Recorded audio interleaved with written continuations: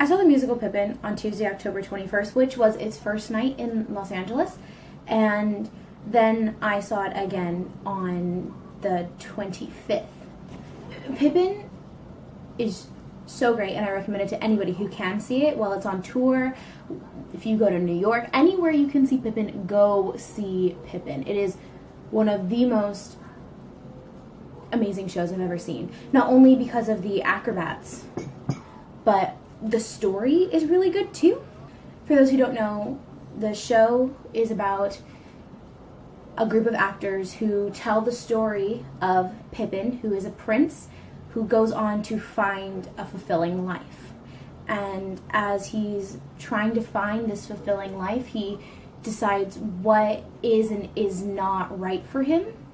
And at the end of the show, it's just great. It just breaks down the wall of what you think when you're younger is going to be what's best for you doesn't necessarily work out to be what's best for you. And that's something that I truly connect with. Yes, I am only 19, but I've had that experience before where I have thought something my entire life and then it didn't happen and life went on and things were okay. My cast, I had an amazing cast.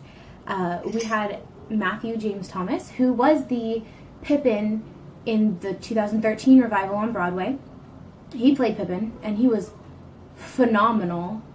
Just blew my mind how great he was. I was so impressed with him, which I was really excited when I heard he was going to be joining the cast for Los Angeles because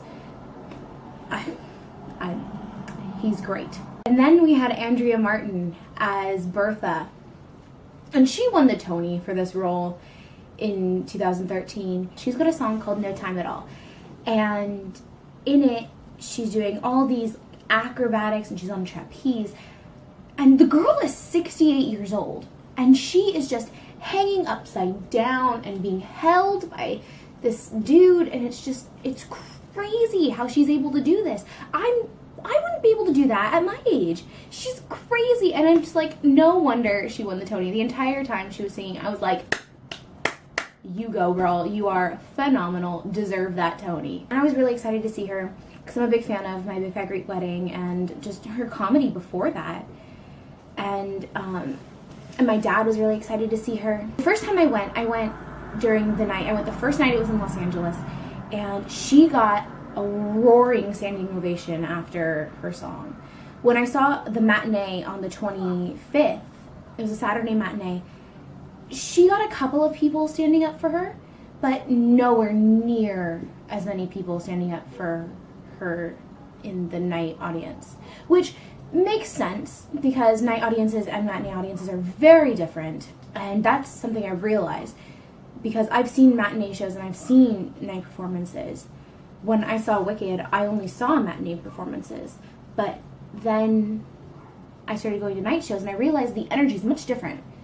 Maybe it's because people got little drinks in them, but I love night performances. They're so great. Also, this mug, it cost me a pretty penny, but it's so pretty. So aside from having Matthew James Thomas and Andrea Martin, who were in the 2013 production on Broadway, we had John Rubinstein, who, fun fact, I saw as the Wizard all 3 times I saw Wicked, and so I've got this connection to him, and he was phenomenal. And he actually was the original Pippin on Broadway in the 70s, which I think is crazy cool. And then we had Sasha Allen as the leading player. Now, the whole time they're advertising Pippin and the tour, they keep saying, Sasha Allen from The Voice, Sasha Allen from The Voice. And I'm going, cool. A reality show I don't watch. She didn't even win. Whatever. But it wasn't until I was sitting in the seat reading my playbill before the show started, like I always do. I was reading her theater credits, and I was like, oh, she was in Hair. She was Dion in Hair. She was the character Amber Riley played at the Hollywood Bowl. That's cool, and that's cool. And then the show starts, and I hear her voice, and I'm like, oh my God. She's Dion in Hair. In the recording that I have on my iPod, on my phone, the one that I've been playing nonstop all summer, she's on it. because I have this weird connection with voices. Like, I can recognize voices pretty easily, especially when it comes to Broadway actors and singers. I can recognize voices. So I had a name, but I didn't have the voice. So I guess usually I take the voice first, and then I place it to the name, or I place it to other roles that I've heard this voice in, or other roles this voice could possibly be in, and then I'll look it up, and then it turns out they are in that role. I just sitting there, and I was like, oh my god, it's her! And it was so great, because she's got a phenomenal voice. My favorite part is when she's singing On the Right Track, and she just, the way she sings Take It Easy, Son, when she hits like the note in easy, it's so great. So something else that was great in the show was that it had a lot of acrobats in it, and in fact the whole show, it's like a circus is coming to town and they're telling you the story. It's a mind-blowing show when you see it, because you have people jumping through hoops and going upside down and just somehow managing to hold a pole and just be sideways, be completely perpendicular to the pole that their hands are on. It's so cool because you get to see what the human body is capable of while you're sitting there in your seat like, oh god, I have no talent at all. It kind of gets you down, but at the same time you're like, good for them. They've trained their entire life to be where they are. Go for it. But it's a lot.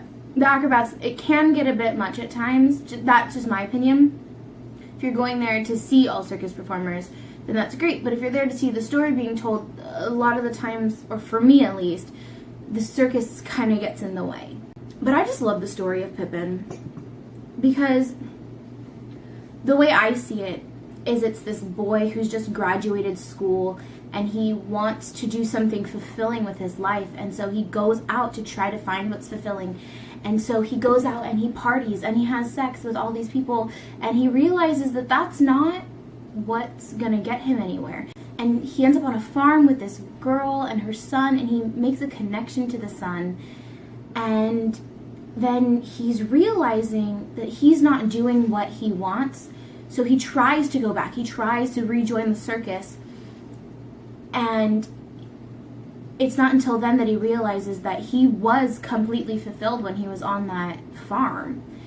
And that you don't have to do extraordinary things to have an extraordinary experience.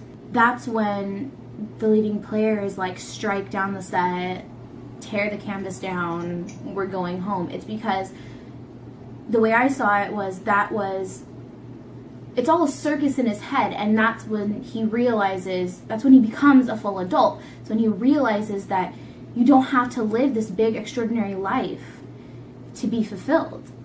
And that's something that I struggle with, and something that is very important to me to remember.